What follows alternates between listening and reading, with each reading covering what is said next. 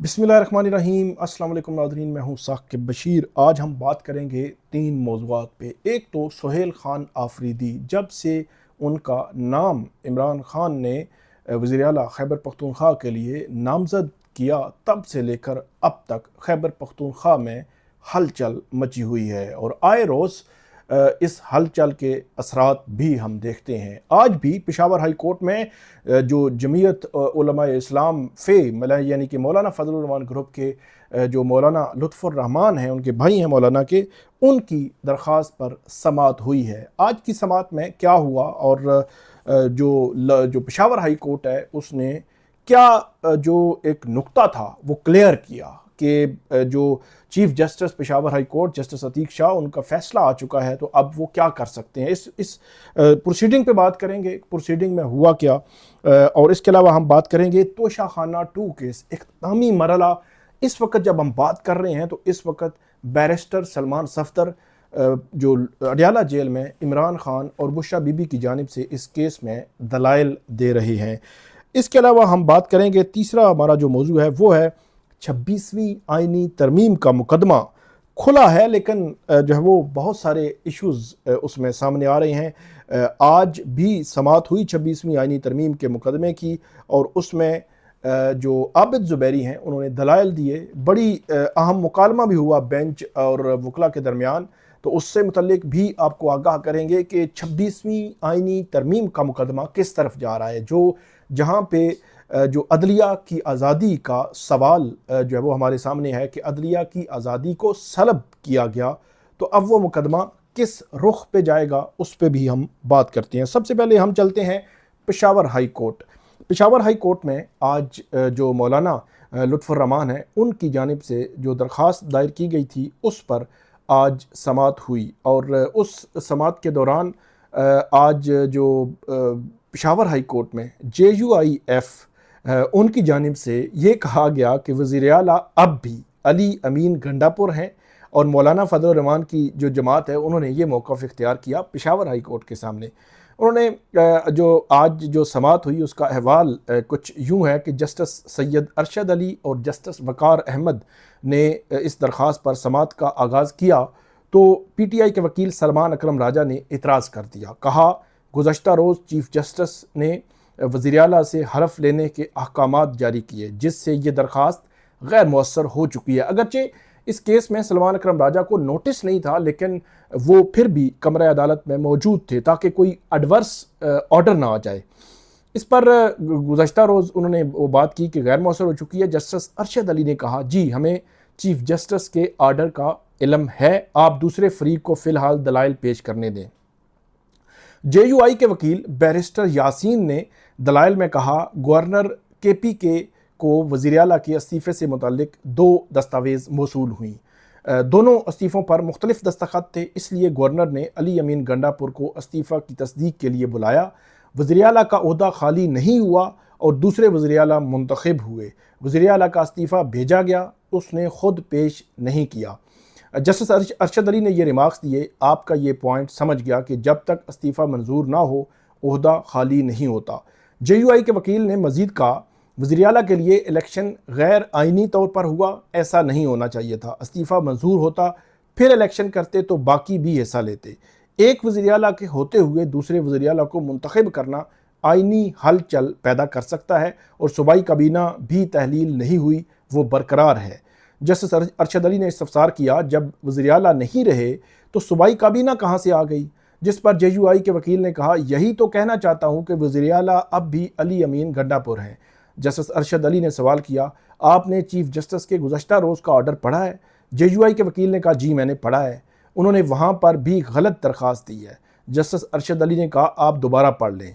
Chief justice साहब कहते हैं कि ओहदा खाली हुआ है, आपने उस ऑर्डर को चैलेंज नहीं किया और ऑर्डर को चैलेंज नहीं किया तो हम क्या मुदाखलत कर सकते हैं, अपने इस ऑर्डर को क्यों चैलेंज नहीं किया आपने?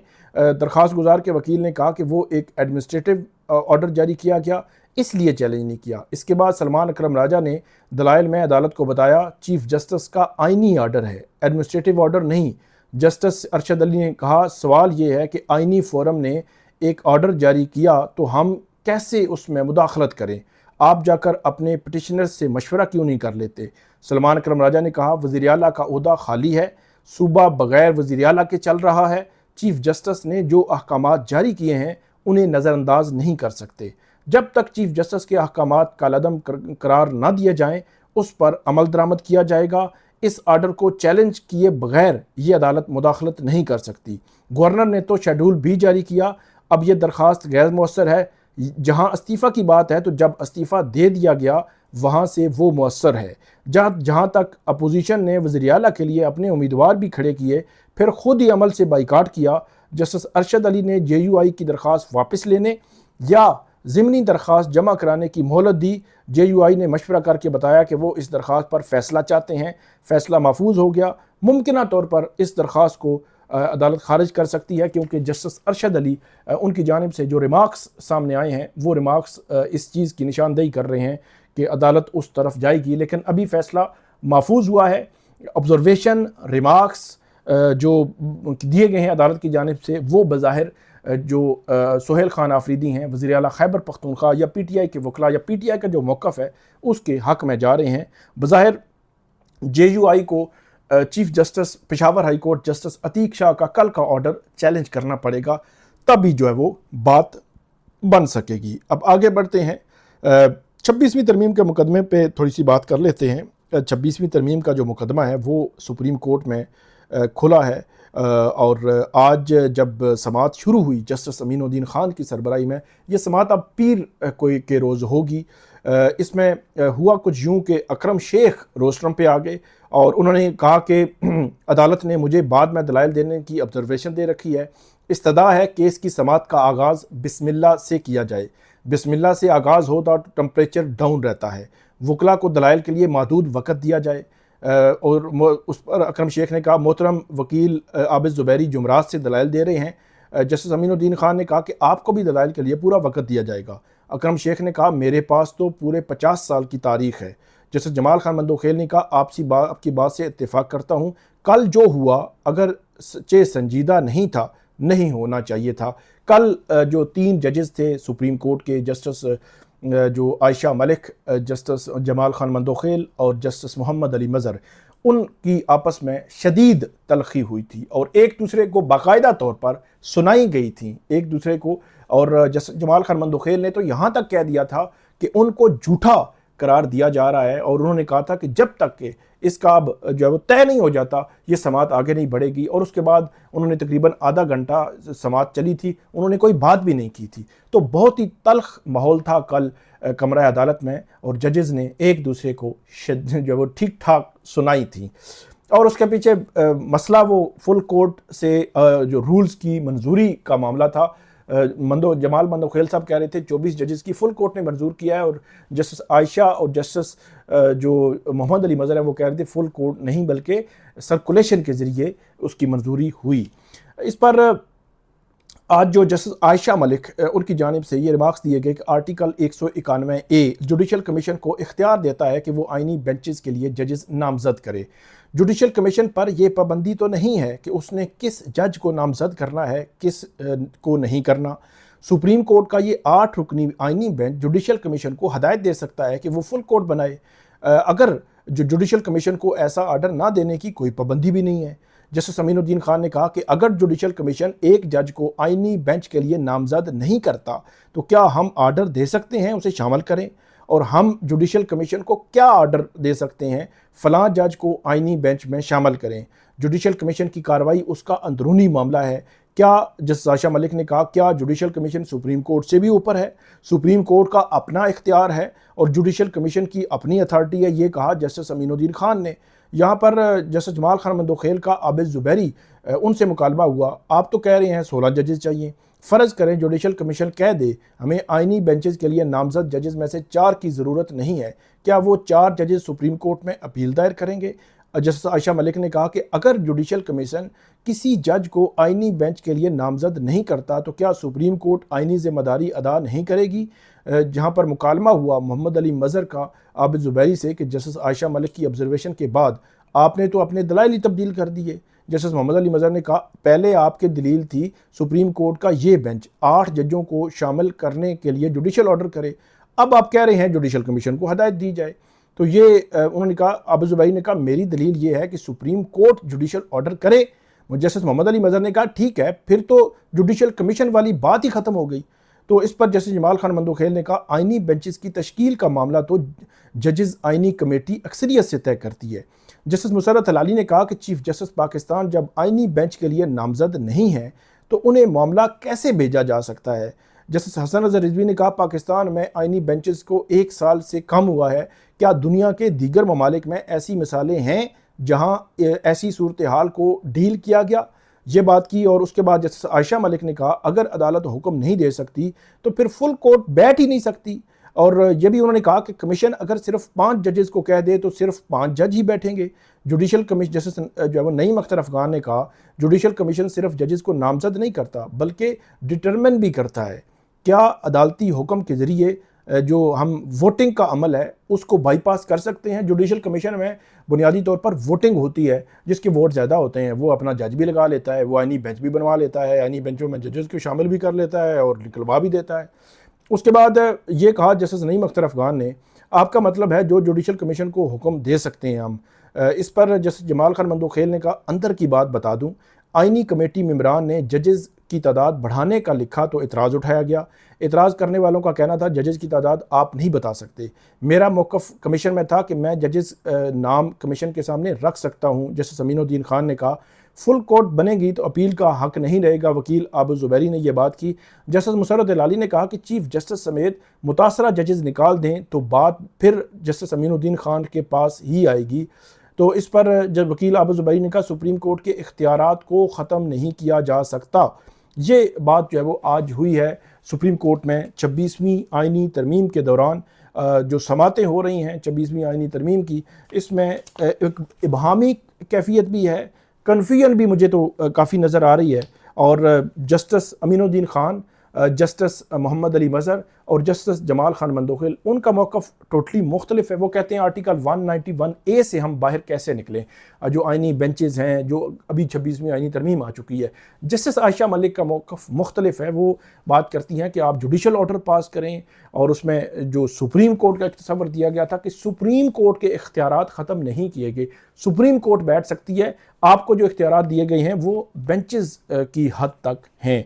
तो ये समात जो है वो अब 26वीं आइनी तरमीम की परसों तक, मंडे तक जो है वो पीर तक सुबह 11:30 बजे तक मुलतवी हो गई है। आज आबिद ज़ुबैरी साहब के दलाइल मुकम्मल हुए हैं।